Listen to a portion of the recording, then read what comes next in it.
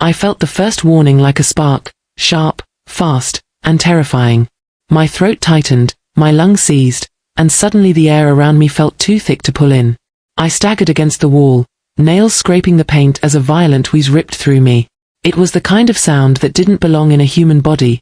Thin, broken, desperate. My inhaler. I needed my inhaler. I reached for my bag with trembling fingers, but before I could unzip it, a shadow stepped into the light. Noah. My own younger brother. He dangled the inhaler between his fingers, swinging it casually, like a toy he'd stolen from a child. The hallway bulb buzzed above us, flickering just enough to make his smile look even more twisted. "Look at you," he said softly, mockingly. "Can't even breathe without begging." I tried to inhale, but the air refused to enter. My chest burned, actual fire beneath my ribs. I pressed a hand to the floor as my knees gave out. My vision shuddered. My heartbeat roared like thunder inside my skull. "Noah," I croaked, barely a sound. "Please, give it." He stepped closer. I could see the reflection of my own panic in his eyes, and it only made his lips curl higher. "Gasp, loser." The words slithered out of him, cold enough to kill. I collapsed fully, my cheek hitting the freezing tile. I couldn't breathe, I wasn't breathing. Every failed inhale stabbed me from the inside. Tears spilled uncontrollably from my eyes, not from emotion, but from sheer physical agony. My fingertips turned numb. My tongue felt too heavy to move. I clawed blindly toward him, nails scraping the ground, desperate to live. I wasn't reaching for help, I was reaching for survival. But he pulled the inhaler back like it was something he owned, something he could ransom for entertainment. "No one's here to save you," he whispered. "And honestly, maybe it's better this way." I felt darkness swallowing me whole. I felt my chest forget how to rise. I felt my body fighting, failing, fading. And I truly believed I was taking my last breath on that floor. But I didn't die. And the same brother who watched me choke, who smirked while I begged for air, now trembles every time I inhale in that courtroom. My name is Elena Price, and I'm 24 years old. People often describe me as quiet, almost too quiet, like someone who moves through life trying not to disturb the air around her. What they never understand is that air has always been something I never felt I owned. When you grow up with asthma, every breath feels borrowed, fragile, like it can be snatched away at any moment. I learned that fear early. My first attack happened when I was 6. I remember my tiny hands clawing at the air, my chest clenching like a fist was closing around my lungs. Since then, the sound of wheezing, gasping, and struggling for breath has lived inside my memory like an echo that never fades. Because of that, I became observant. I watched people more than I spoke. I studied expressions, footsteps, the slightest shift in tone, anything that helped me stay ahead of situations that might go wrong. You learn to read danger early when your own body is already unpredictable. Through all the chaos, I held on to one dream: to become a paramedic. It sounds strange, someone who can barely breathe wanting to save others, but I always believed that those who understand pain are the ones who run fastest to stop it. Saving one person from the terror of suffocating, that would make my own struggle mean something. But dreams don't grow easily in a childhood like mine. There's a wound I never speak of, at least, not out loud. I grew up in a home where my illness wasn't seen as a condition, it was seen as an inconvenience. My mother cared in silence. My father ignored it entirely. But the deepest scar came from the person who shared my childhood, my older brother. To him, my asthma was a weakness to joke about. A flaw. Something he could use to feel powerful. Every cough, every gasp, every night I spent curled up fighting for air, he mocked. He rolled his eyes. He told me I was dramatic. He told me I needed attention. He told me I was just being soft. And every time he said it, a small part of me believed him. I learned to swallow my pain quietly, to hide my attacks behind closed doors, to pretend I was normal even when my lungs begged for mercy. I became resilient not because I was strong from the start, but because I was left with no other choice. That's who I am. The girl who grew up fighting for breath. The girl who learned to survive in silence. The girl whose own brother treated her suffering like a joke. And yet today, he trembles when I speak, because the voice he used to laugh at now carries the truth he never wanted the world to hear. Looking back now, I think my childhood was already teaching me how to suffocate long before my lungs ever did. The air in our house always felt thinner around me. Like even oxygen preferred my brother, Noah. He was the golden child. I was the fragile one, the extra responsibility, the quiet girl who needed inhalers, humidifiers, and doctor appointments. My parents didn't say it outright, but their eyes did. Every time I coughed too loudly during dinner, every time my chest tightened after running, every time my wheezing interrupted someone's conversation, I saw it. The disappointment, the annoyance, the shame. Noah, 2 years younger, somehow learned from their reactions faster than I ever did. He wasn't born cruel. He was raised into it. The first memory I have of him truly hurting me isn't dramatic. It was small, almost forgettable to anyone else. I was 8, he was 6. We were playing in the backyard, and the grass was still wet from the early morning drizzle. I remember the sky was pale and cold, the kind that makes you feel like you're underwater. I started wheezing, just a little, and instinctively reached into the pocket of my denim shorts for my inhaler. Before I could press it to my lips, Noah snatched it and ran. "Catch me if you can." "Oh wait, you can't breathe," he laughed, holding it high like a trophy. I remember standing there, tiny fingers trembling, chest tightening like invisible hands were squeezing me from the inside. The air felt jagged going in, painful coming out.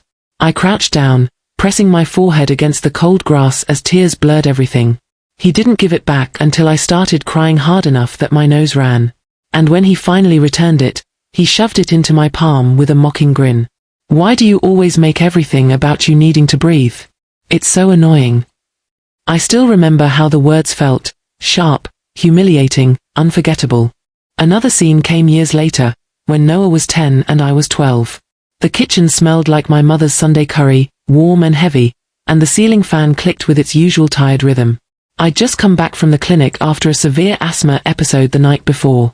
My lungs still felt raw. I walked into the kitchen where Noah sat scrolling on my mom's phone. TikTok wasn't big yet, but funny videos and pranks were everywhere. He looked at me, smirked, and said loudly to the screen as if speaking to an audience, "Here comes the family vacuum cleaner. She breathes like she's sucking dust through a straw." My mother chuckled. My father didn't even look up from his newspaper. I wanted to shrink into the floor. I felt exposed, mocked, stupid for even existing. I opened the fridge just to hide my face inside its cold, humming quiet. My chest felt tight, not from asthma this time, but from the crushing weight of being the joke nobody minded. Later that night, Noah came into my room with my inhaler in his hand. I don't know why he even had it. He leaned against my doorway and said, "Do you ever think about how much trouble you cause? If I breathed like you, I'd probably die just to stop being a burden." I didn't answer. I was too stunned, too young to understand how deep that wound would cut. Asthma wasn't just a condition, it was ammunition. He used it to tease me, to silence me, to remind me I was weaker, slower, easier to ignore. And my parents never stopped him. They just let the hierarchy settle, Noah on top, me at the bottom. There were days I'd sit by my window, staring at the streetlights flickering awake at dusk, wondering why it felt like everyone else got more air than I did, literally and emotionally. I grew up learning to breathe quietly, move quietly, exist quietly. Noah grew up learning that my breath was something he could control. And he carried that lesson into adulthood, until the night he pushed it too far, until he held my inhaler again. This time while I was fighting for my life. That was the night everything changed. Adulthood didn't fix everything, but it finally gave me space to breathe, real, unmonitored, unmocked breaths. Moving out at 22 felt like stepping into a world that didn't know me as the asthmatic inconvenience. My tiny studio apartment was nothing special, peeling paint, flickering kitchen bulb, a window that jammed in winter, but it was mine. My air. My silence. My safety. For the first time in years, I could breathe without waiting for someone to make fun of the sound. I worked part-time at a local bookstore while finishing my degree in psychology. The store was quiet, warm, and smelled like old paper and cinnamon tea from the cafe next door. I loved shelving books late at night, the soft rustle of pages, the way customers whispered as if they were in a sacred place. Being surrounded by stories made my own life feel less heavy. My asthma even improved. Fewer attacks. Fewer hospital visits. Fewer nights spent staring at the ceiling counting my breaths like fragile threads. But while I pieced my life together, Noah fell apart. He had always been dramatic, loud, and arrogantly charming, but adulthood amplified every ugly part. He skipped college classes, partied constantly, borrowed money from our parents promising to pay it back next month, and treated every responsibility like an inconvenience. Yet somehow, he remained the golden child. My parents defended him with the same tired lines every time. He's stressed. He's young. He's still figuring life out. He's a boy. Boys are like this. Meanwhile, I was the one constantly under microscopic scrutiny. One afternoon, I returned home for Sunday lunch. The house smelled like fried onions and cardamom, my mother's onion pie day. As I put my inhaler on the dining table, Noah strutted in late, sunglasses still on indoors, acting like he was the star of a movie. He glanced at my inhaler and smirked. "Still carrying your little oxygen toy everywhere? Elena, grow up." My father chuckled. My mother sighed but didn't correct him. That tightening in my chest wasn't asthma. It was the weight of being minimized again. Of being laughed at for simply existing. Another time, after I submitted a major research paper, I came home excited to share the news. Noah didn't even look up from his phone. I tried. He cut me off. "Elena, no one cares about your nerd papers. Move. You're blocking the light." My mother didn't scold him. She turned to me instead. "Don't be sensitive, Ellis.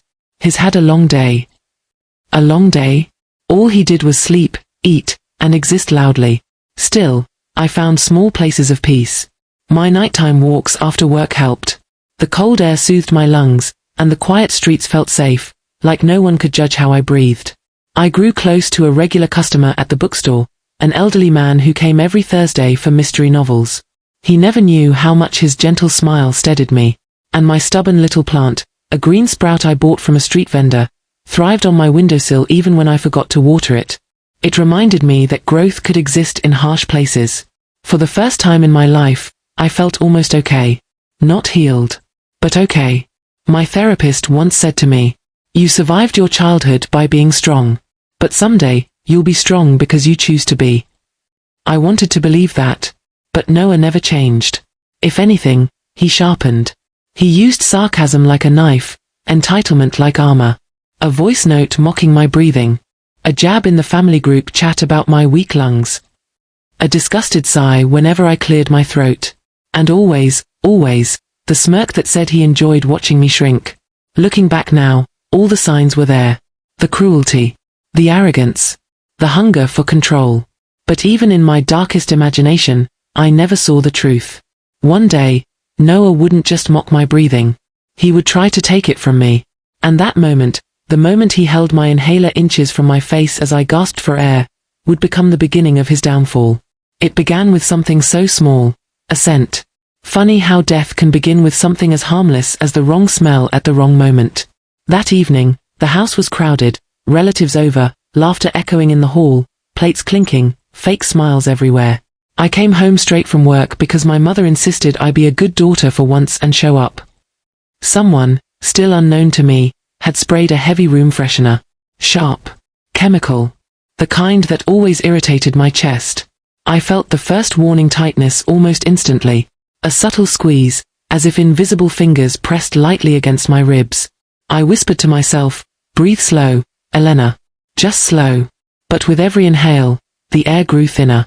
Noah was leaning casually against the kitchen counter when he noticed me pause, one hand pressing into my sternum. "What now?" He sighed loudly, rolling his eyes as if my lungs were a personal inconvenience to him. I need my inhaler," I rasped. My voice barely carried. He shrugged and continued scrolling his phone. That should have been the end of it, just another day of him being cruel. But the attack sharpened. Fast. Too fast. The room freshener mixed with the heat of all those bodies, the smell of meat cooking, strong perfume. My lungs panicked, slamming shut like a door in a storm. I reached into my bag, searching, shaking. My inhaler wasn't there. My heart sank. I remembered I'd placed it on the dining table earlier when I'd gone to wash my hands. I stumbled toward the living room, breath chopping into fragments. People were talking too loudly. The lights felt too bright. My chest felt too tight. That's when Noah saw it, the inhaler sitting right behind him on the counter. He reached for it first. Relief filled my eyes. But not his. He didn't hand it to me. He lifted it and dangled it between his fingers like a stolen toy. "Oh?" Looking for this? He asked, smirking. I could barely hear him over the ringing in my ears. I took one shaky step toward him. Noah, please. The word scraped out like broken glass. His smile widened, slow, deliberate, cruel. The kind of smile that tells you the person in front of you doesn't see you as human. You always make everything dramatic, he said, stepping back when I tried to reach it. Every little coughing fit becomes a tragedy with you. My knees trembled. I couldn't get enough air. The world blurred at the edges. Noah, give it, please. Each word was a gasp. And then, he leaned down slightly, his voice a whisper dripping with venom. Gasp harder, loser. My vision exploded into static. Those 3 words carved themselves into my spine. I clawed at the air uselessly, my throat closing like someone poured cement inside it. I fell to my knees, palms slamming onto the cold tiles. My nails scraped against the floor as I crawled toward him. Every breath felt like sucking air through a pinhole. He stepped back again, enjoying it, watching me choke. My mother's voice echoed distantly from another room. Is everything all right? Noah didn't answer. He didn't call help. He didn't even look concerned. I collapsed fully now, cheek pressed to the cold floor. My ears buzzed. My limbs tingled. My lips went numb. I heard myself wheeze, a horrible, strangled animal sound. Time slowed, stretching thin like a trembling string ready to snap. I tried to inhale. Nothing. A terrifying, absolute nothing. My body convulsed in panic. Tears streamed from the pressure of suffocation. I slapped the tiles weakly, reaching toward Noah's shoes. He lifted his foot slightly, so my fingers wouldn't touch him. That tiny motion hurt more than the attack. Somewhere through the haze, I heard my aunt shout, Elena? She's turning blue. Everything erupted then, chairs scraping, footsteps rushing, voices rising in panic. Someone snatched the inhaler from Noah's frozen hand. Another voice yelled, call an ambulance. My mother screamed my name. But my world was already dimming, collapsing inward like a dying star. I felt the inhaler pressed to my mouth, but I was too far gone to hold it. Someone held my jaw, someone shook my shoulder, someone cried, breathe, Elena, breathe. A faint mist entered my mouth. Then another. A nurse's voice somewhere above me, pulse weak, get the stretcher, move. Everything blurred into lights streaking over my body as paramedics carried me out. Cold night air brushed my face. A siren wailed. Inside the ambulance, a paramedic whispered firmly, stay with me. Look at me. Look at me, Elena. I tried. God knows I tried. Darkness still tugged, heavy, seductive. I felt a mask placed over my mouth. Warm oxygen flooded in. My lungs fought it at first, then clutched desperately. The paramedic tapped my cheek. Good. That's it. Keep breathing. I didn't know if I was crying or if tears were just leaking from my shocked body, but everything hurt. When I finally stabilized enough to think, I whispered the only question that mattered. Did he try to help? The paramedic exchanged a look with the other one. No, he said quietly. He didn't. And that answer broke something inside me so violently I felt the crack echo in my ribs. Hours later, when I lay in a hospital bed with 4 lines and monitored breaths, I replayed Noah's smirk in my mind. His voice. His words. His joy. Gasp harder, loser. A part of me died on that kitchen floor. But another part woke up. And that part would one day walk into court. While the boy who once laughed at my choking breaths trembled at every word I spoke. The hospital lights felt too bright, too clean, too calm for what Elena Price had just survived. Her chest still rose unevenly, each breath rattling like her lungs were made of broken glass. Oxygen tubes hissed quietly beside her, a reminder of how close she had come to losing everything. But the worst suffocation wasn't physical anymore. It was the memory. Noah's face. His smirk. His hand holding her inhaler like a trophy. His voice dripping with venom. Gasp harder, loser. That line echoed louder than the doctor's instructions, louder than the beeping monitors. It replayed like a curse every time she blinked. When she opened her phone, the true shock began. There were messages. Notifications. Group chats she didn't even know existed. Noah had posted about her attack. A meme of someone gasping with the caption, "My sister practicing her dying whale impression." Another message in his friends group. She literally crawled on the floor for her inhaler. Funniest shit I've ever seen. He even sent a voice note. She played it once, just once. His laughter sounded proud, victorious. Her stomach twisted so violently she nearly pulled the oxygen from her face. This wasn't teasing. This wasn't sibling rivalry. This wasn't a joke. This was cruelty sharpened into a weapon, and he had used it to watch her choke. When her parents finally entered the hospital room, Elena expected horror, guilt, something. But her mother only sighed dramatically. "Elena, sweetheart," she said, adjusting her purse. "You know how Noah jokes. He doesn't mean anything." Elena stared at her, unable to form words. Her father nodded in agreement, like she was making a big deal out of a spilled cup of tea. "Your brother already feels bad," he added. "Don't turn this into a war." A war. The war had already been waged. She just hadn't realized she was the enemy. Elena felt the shift. Something inside her chest loosening, breaking, falling away. It wasn't her lungs this time. It was her last bit of faith in them. "You're defending him," she whispered, voice hoarse from the attack. They glanced at each other, uncomfortable. Her mother's tone sharpened. "You know how sensitive you get over things. Let it go. It was only a joke." Only a joke. Those 3 words stabbed deeper than any wheeze or gasp Noah had forced out of her. When they left, Elena lay there staring at the ceiling, the oxygen mask fogging with her breaths. She felt empty and painfully awake at the same time. Something inside her had been set on fire during that attack, and now, in the cold silence of the hospital, that fire spread. She understood, finally, with brutal clarity. No one was coming to save her. No one was going to stand up for her. If she wanted to survive, not just asthma, but this house, this family, she had to save herself. The breaking point didn't come with tears. It came with stillness. A deep, trembling inhale. A controlled, steady exhale. For the first time, she imagined a life where she wasn't begging for breath, or begging for love. And in that moment, Elena Price began to change. Quietly, dangerously. The girl who choked on the floor was gone.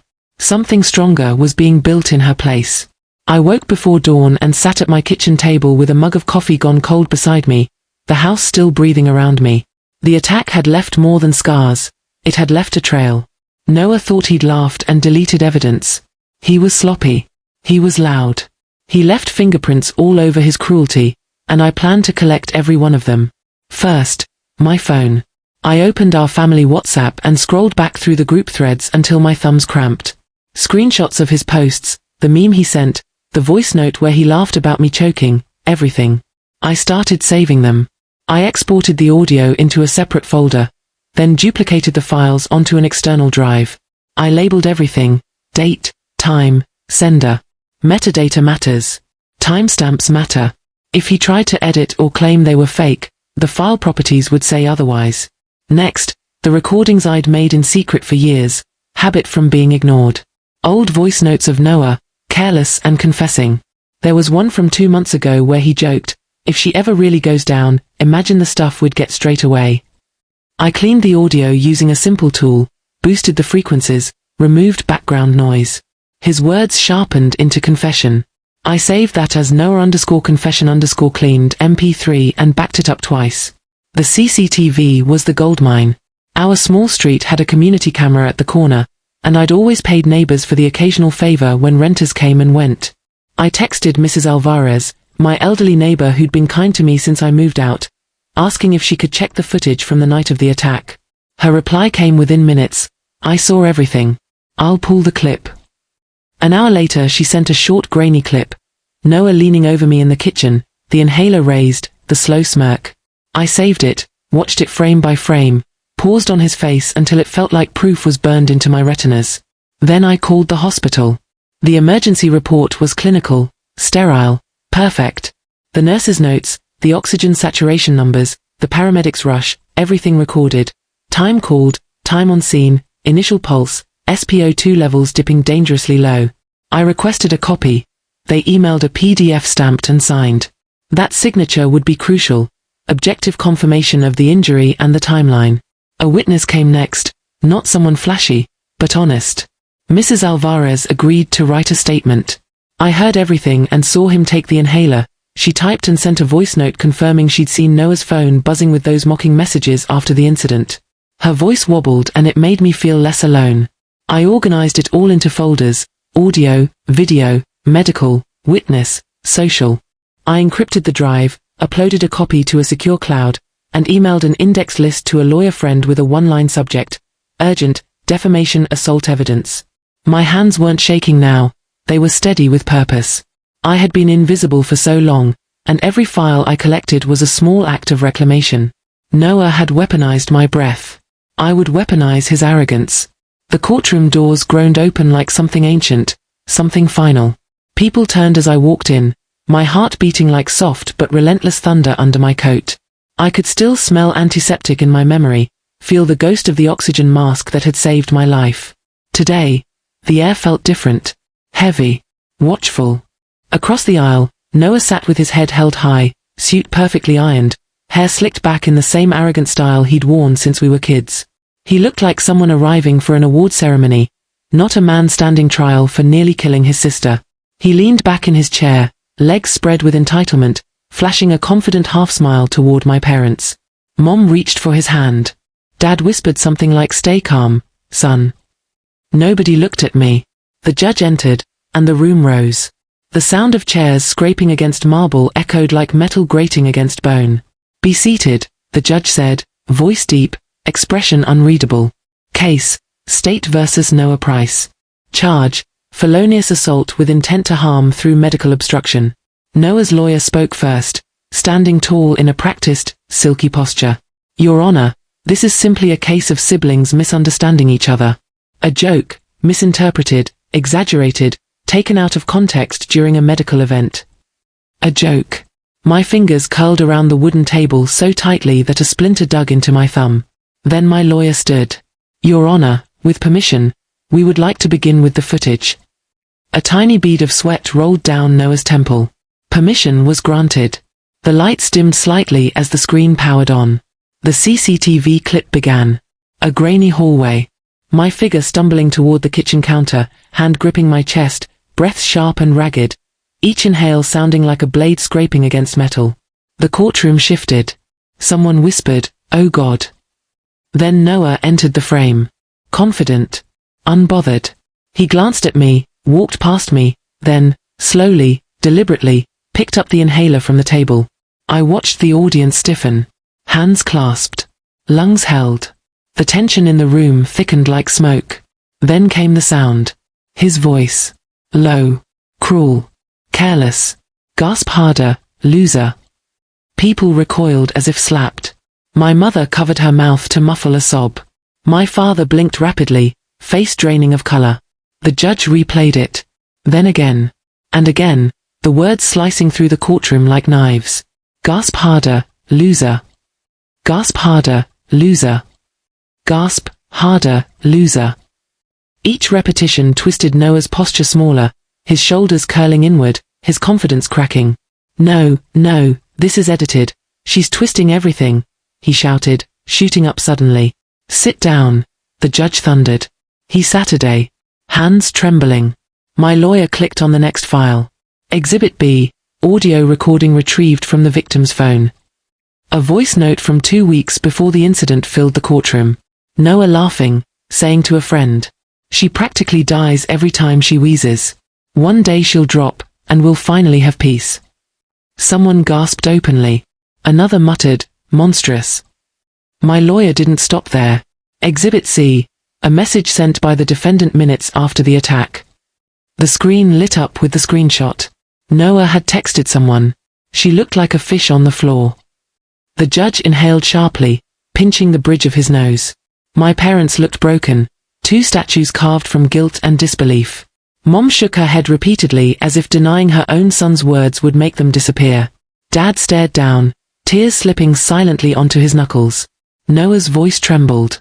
These are jokes. Dark humor. Everyone jokes." My lawyer raised a final folder. Exhibit D, emergency medical report from the night of the attack. The judge accepted it, reading quietly at first. Then louder. Patient, Elena Price. Oxygen saturation critically low. Severe bronchospasm. Delayed inhaler access likely exacerbated respiratory crisis. He looked up. The disappointment, disgust, and gravity in his eyes made Noah shrink visibly. Mr. Price, the judge said, voice slow but cutting, delayed inhaler access. Noah swallowed. I didn't know, she exaggerates. This footage shows you withholding life-saving medication, the judge replied. A silence like dead air settled over the room. No coughs. No whispers. No movement. Only Noah's shaky breaths and my own heartbeat pounding like war drums. The judge leaned slightly forward. This was not a prank. Not a misunderstanding. Not humor. This was intentional cruelty toward a medically vulnerable person. Noah's face twitched. His jaw trembled. Sweat began pooling at his collar. Your Honor, his lawyer interjected weakly, my client. Enough. The judge's voice boomed through the chamber. He turned to me briefly, his eyes softening for the first time, before returning his gaze to Noah. Mr. Noah Price, the evidence presented is overwhelming and deeply disturbing. Your actions show a pattern of malice, disregard for life, and psychological torment. Noah's lips parted, but no sound came. His hands shook uncontrollably now. The confidence he arrived with was gone, shattered into dust at his feet. My mother sobbed into her hands. My father stared at him as though seeing a stranger. The judge lifted the gavel. For the deliberate withholding of medical aid, for endangering the life of your sister, for repeated acts of emotional and psychological abuse. This court finds you. The entire courtroom held its breath. Or guilty. The gavel dropped like thunder hitting stone. Noah flinched so violently his chair scraped backward. And for the first time, the boy who once smirked while I fought for air, shook at every breath I took in that courtroom. The echo of the gavel still vibrated through my bones when the judge listed Noah's final consequences. Probation for 18 months. Mandatory anger management. A restraining order preventing him from approaching Ms. Elena Price within 50 feet. A financial penalty to cover her medical expenses. And a written formal apology submitted to this court. Each word hit Noah like another blow. His shoulders slumped, his face pale, lips trembling as though he were finally realizing his cruelty had a price. A steep one. His lawyer whispered sharply, "Stand up." He didn't. He couldn't. When he finally rose, it wasn't with his usual arrogance. It was slow, shaky, almost childlike. The courtroom murmured as he wiped tears with the back of his sleeve, failing to hide the collapse of the persona he had worn his whole life. Mom tried reaching for him, but Dad gently held her back, whispering, "Let him face it." For the first time in my life, my parents didn't rush to protect him. Noah was escorted toward a side room to complete paperwork. When he walked past me, he didn't lift his head. His voice was barely a breath. "Elena, I didn't think." I didn't reply.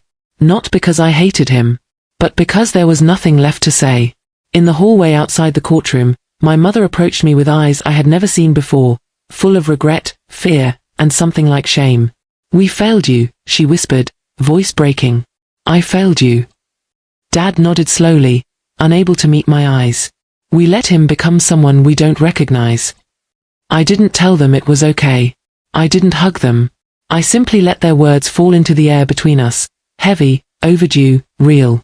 Because healing wasn't instant. It wasn't a soft reunion. It was distance. Clarity. Breathing freely for the first time. And when I finally walked out of the courthouse, the sunlight hit my face warm and steady, nothing like the cold fluorescent lights of the hospital or the suffocating dimness of that night.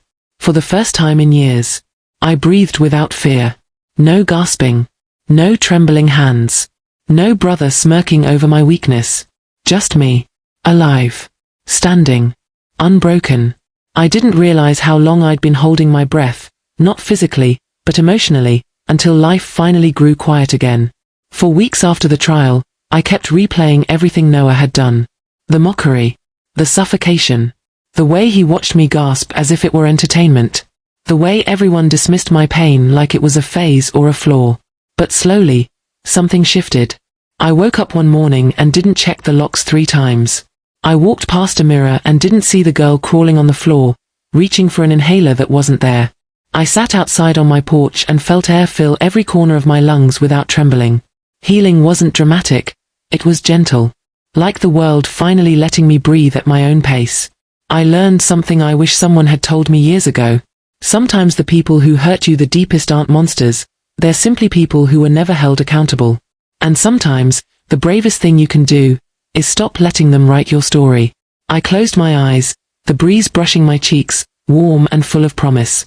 For the first time, I inhaled without fear. And this time, no one was able to take my breath away.